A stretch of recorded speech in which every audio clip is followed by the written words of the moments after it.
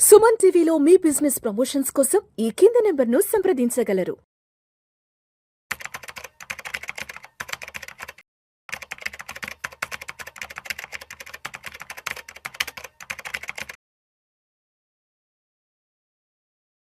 Hello everyone, I'm Madhavi Reddy. Welcome to Suman TV viewers.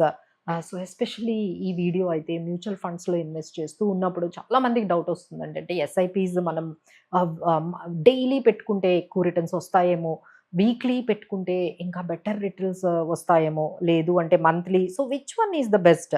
అసలు ఏ టైంలో పెట్టుకుంటే బాగుంటుంది, ఏ పీరియడ్ అంటే మనకి మంత్లీ వర్కౌట్ అవుతుందా, లేదు అంటే మనకి వీక్లీ బాగుంటుందా, డైలీ పెట్టుకుంటే ఇంకా ఎక్కువ రిటర్న్స్ వస్తాయని చాలా మందికి డౌట్ ఉందండి. సో ఇది ఈ ఒక్క మనం క్యాలిక్యులేషన్తో మీకు ఈ ఎగ్జాంపుల్తో ఇది క్లారిఫై చేసేద్దాము. సో ఇది ఈ డేటా ఆల్మోస్ట్ 25 ఇయర్స్ తీసుకున్నదండి. సో ఆల్మోస్ట్ మే 1919 నుంచి అప్రాక్సిమేట్లీ ఏప్రిల్ 2024 అంటే 25 ఇయర్స్ వరకు తీసుకున్న, అంటే దీన్ని చూస్ చేసుకున్న period.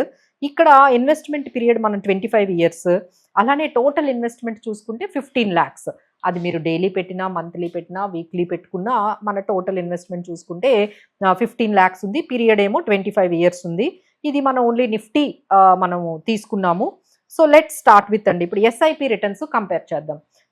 Okay, let start with monthly SIP చేశారు. సో మనం చెప్పాం కదండి, టోటల్ ఇన్వెస్ట్మెంట్ అయితే ఈ మంత్లీ ఎస్ఐపి ద్వారా పెట్టింది అన్నిటికీ కూడా 15 lakhs.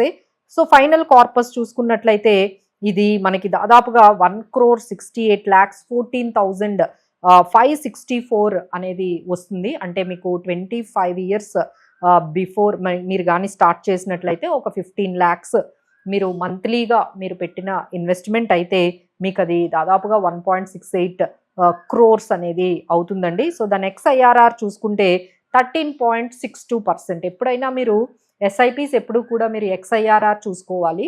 ఓన్లీ ఇయర్ అయితే మీరు చూసుకున్నట్లయితే సిఏజిఆర్ సరిపోతుంది. బట్ ఎక్స్ఐఆర్ఆర్ ఖచ్చితంగా మీరు కానీ ఇలా ఎస్ఐపి మోడ్లో వెళ్తే మాత్రం ఎక్స్ఐఆర్ఆర్ఏ that is the best.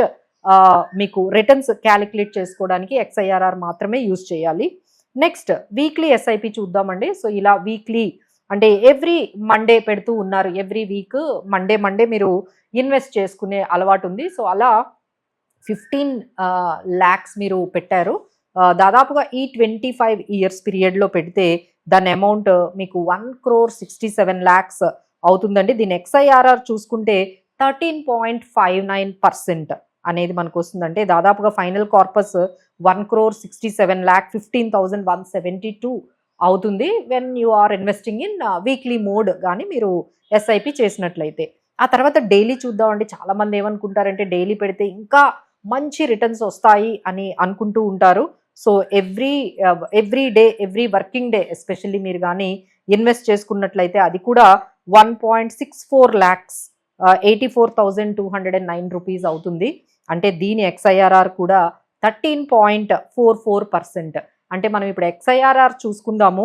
Monthly పెట్టుకుంటే మనకి 13.62% వచ్చింది, వీక్లీ పెట్టుకుంటే 13.59% వచ్చింది, అండ్ డైలీ పెట్టుకుంటే 13.44% వచ్చింది. సో పెద్ద డిఫరెన్స్ అయితే ఎక్కువ ఎక్కడ కనిపించలేదండి.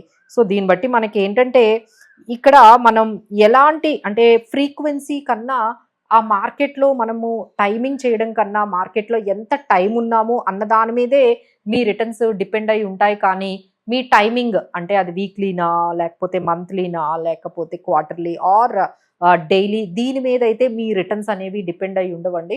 Only on the basis of how much time, మనం ఎంత టైం మార్కెట్లో ఉన్నామన్న దాని మీదే రిటర్న్స్ అనేవి మనకి ఎక్కువగా కనిపిస్తాయి. But nowadays we are seeing lot of redemptions are happening. చాలా కంటిన్యూస్గా రిడమ్షన్స్ జరుగుతూ ఉన్నాయి.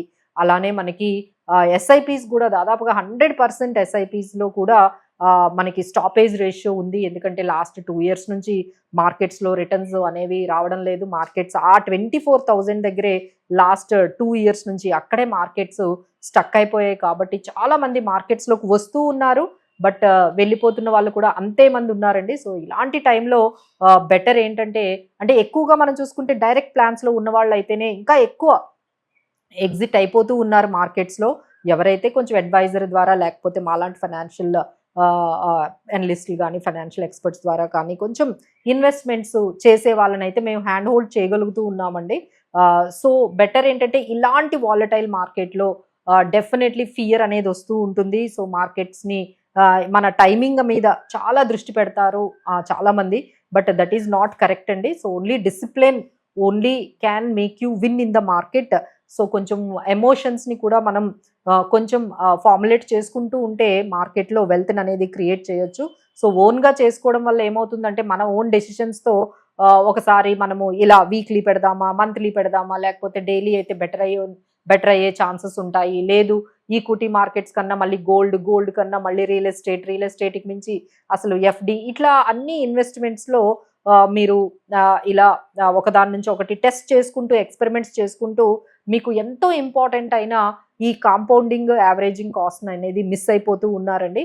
So better don't chase the returns or ఇలాంటి మార్కెట్ని టైమింగ్ని అనేది మీరు మానేసి, అంటే చాలా మంది ఏమనుకుంటారు ఇంకా మార్కెట్స్ పడుతూ ఉంటాయి అప్పుడు పెడదాం అని అనుకుంటారండి. Please don't, this is the best time to start to investing. But ఎంత పర్సంటేజ్ ఎక్కడ ఏ మార్కెట్లో మనం ఇన్వెస్ట్ చేసుకోవాలి, ఏ మోడ్లో ఇన్వెస్ట్ చేసుకోవాలి అనేది కస్టమైజ్డ్గా మీకు ఏది బెటర్గా ఉంటుందో అదే మనకి చూస్ చేసుకోవాలండి. So for these kind of strategies మీకు ఏది కస్టమైజ్డ్గా మీకు ఏది సూటబుల్ ఉంటుందో అని తెలుసుకోవడానికి ఖచ్చితంగా మీరు మమ్మల్ని అప్రోచ్ అవ్వచ్చు. We're there to help you.